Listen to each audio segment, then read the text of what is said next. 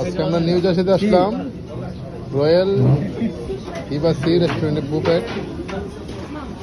এই যে আমাদের মুন্না ভাই, আমাদের আরেকজন ভাই আছে আমাদের সাথে। আমি দেখতে পাবো না খাইতেছে।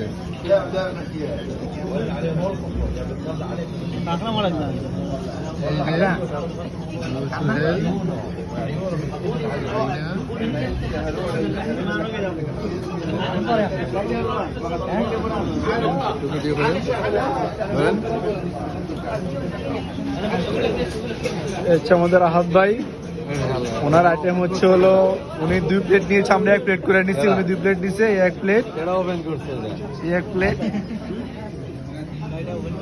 টোটাল টার্গেট হলো 400 টাকা খাইতে হবে সেই জন্য।